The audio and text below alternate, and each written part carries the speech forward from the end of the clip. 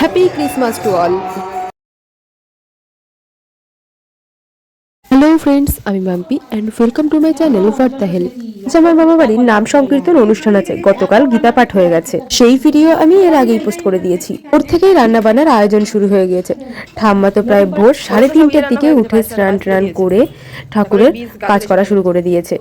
আর শুধু ঠাম্মা না, সেই সাথে মা, কাকিমা, ঠাকুরদা, একটা দিদা সবাই আছে, মানে আরো অনেকেই আছে। যদিও আমাদের এই বাচ্চা কাচ্চাদের উঠতে একটু লেট হয়েছিল, তাও আমরা প্রায় সকাল সকালই উঠে চলে এসেছি। আমি এসে দেখছি প্রায় কত কাজ হয়ে গেছে। আমারও না ঠাকুর ঘরের কাজ করতে খুব ভালো লাগে, তাই আমিও সকাল সকাল কিছু না খেয়ে স্নান করে একদম ধোয়া পরিষ্কার নতুন জামা পরে চলে এসেছি। স্নান করার পর আমিই বলেছিলাম যে তিলক পরব, যেহেতু বাড়িতে নাম সংকীর্তন অনুষ্ঠান, তাই তিলক পরা যেতেই পারে। আর তাছাড়া ঠাম্মা ঠাকুরদা তো এমনিই সবসময় পড়ে, আর এই কীর্তন টীর্তন হলে আমিও একটু পড়ি শখে পড়ে। তখন গুরুদেবকে বললেই উনি বললেন যে উনি পরিয়ে দেবেন নিজের হাতেই। তারপর একে একে উনি সবাইকে তিলক পরিয়ে দিয়েছিলেন। কম করে তাও 20-25 জন তো হবেই, মানে ওই বাড়ির সবাই। তারপর আমরা যারা ওই বাড়িতে গিয়েছিলাম কীর্তনের জন্য, বা আরও যারা যারা এসেছিলেন ওই সকালবেলা, যারা মানে তিলক করতে এসেছে, তাদের সবাইকেই পরিয়ে দিয়েছিল। তাদের গুরুদেবকে দেখে অনেকেই বলতে পারে ইনি আবার গুরুদেব নাকি, দেখে তো মনে হচ্ছে না। সত্যিই তাই, এনাকে দেখে একদমই মনে হয় না এরকম কিছু। কারণ গুরুদেব মানে যেটা হয়, সেটা আমরা অনেকেরই ধারণা যে গুরুদেব মানেই সে হবে অনেক রাশভারী মানুষ বা অনেক গম্ভীর হবে, কিন্তু এনার ক্ষেত্রে সেটা একদমই নয়। উনি একদমই রাশভারী নন, বরং উনি সবার সাথে গল্প করতে, কথা বলতে ভালোবাসেন। উনি একদমই মানে বাচ্চাদের মনের মতন আর কি, ওনার মনটা খুব ফ্র্যাঙ্কলি টাইপসের। বাট উনি খুবই বিদ্বান যাকে বলে, সেরকমই মানুষ। প্রায় লাইন দিয়েই সবাই একজন একজন করে ওনার সামনে এসে বসছিলেন, আর উনি সবাইকে তিলক পরিয়ে দিচ্ছিলেন। উনি কাউকেই না বলেননি, উনি সবাইকে কিন্তু চেনেনও না। যারা ওনাকে এসে বলেছে যে আমাকে তিলক পরিয়ে দিন, উনি সবাইকেই পরিয়ে দিয়েছে।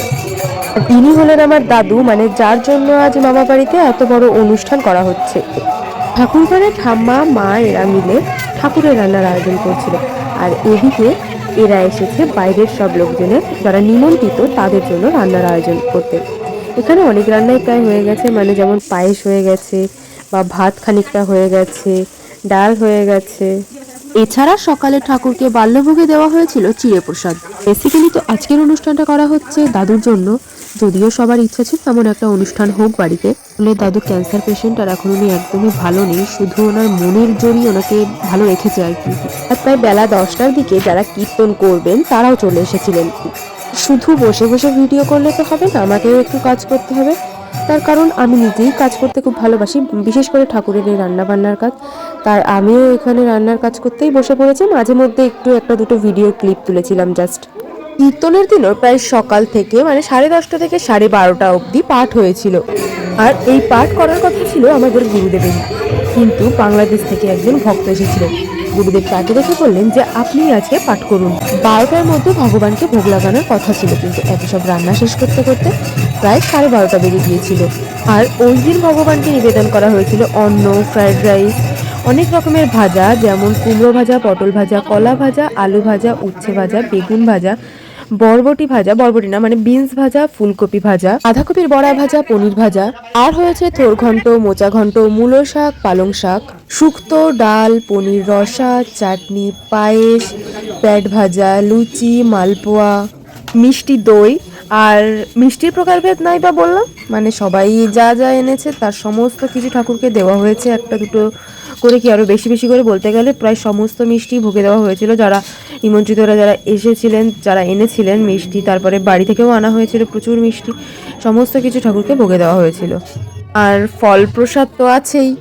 রতিতে দেরি হচ্ছিল বলে গুরুদেব সবাইকে একটু তাড়া দিচ্ছিলেন, মানে তাড়াতাড়ি করো, সবাই ঘর থেকে বেরিয়ে যাও, এবার আমি ভোগ দেবো, বা এখন ঠাকুরের ভোগ গোছানো হচ্ছে, এর মধ্যে কেউ এত বেশি গোলাগুলি করো না, এত বেশি লোক থেকো না ঘরে, এই সব।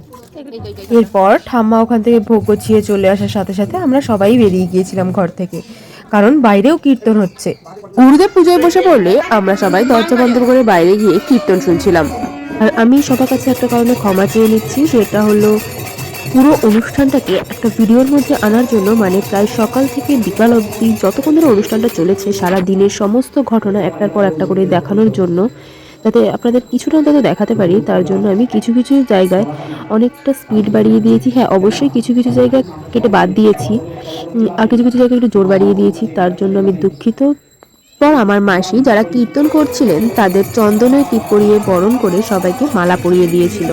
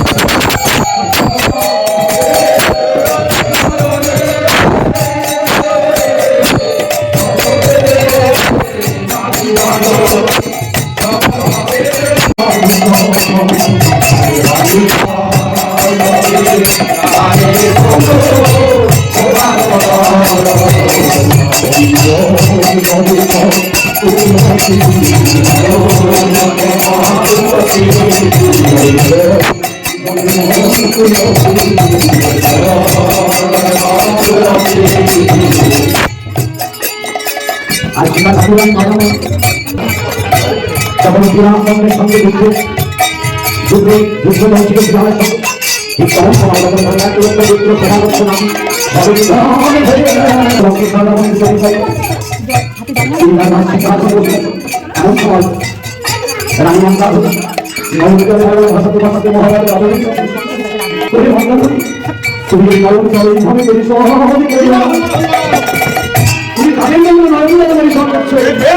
তারা তো যাবে যাদের জীবনে এইভাবে পিতায় আছে তারা তো জীবনই থাকবে এইভাবে জীবনে সেই জীবনে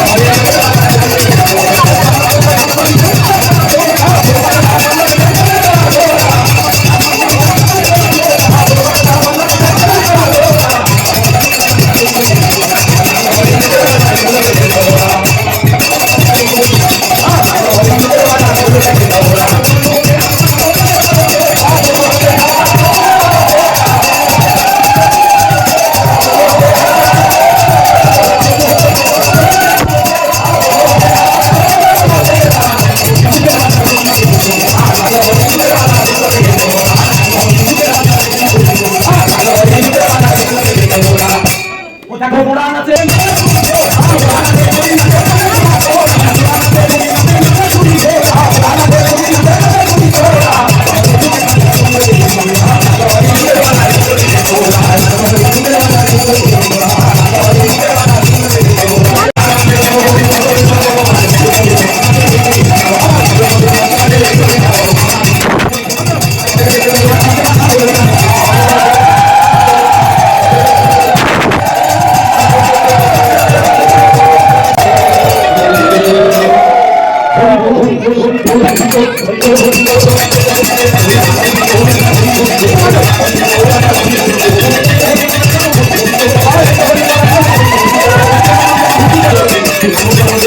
সারাদিনে তো আমরা বিশাল আনন্দ করেছি অনুষ্ঠানের জন্য। সত্যি বলতে এত আনন্দ বোধহয় জীবনে খুব কমবারই করেছি। কেউ মতো এখানে এসে দেখা হচ্ছে নেক্সট ব্লগে। আমার ভিডিও যদি আপনাদের ভালো লেগে থাকে তাহলে লাইক, কমেন্ট আর শেয়ার করবেন, আর চ্যানেলটা সাবস্ক্রাইব করে আমাদের পাশে থাকবেন। ধন্যবাদ।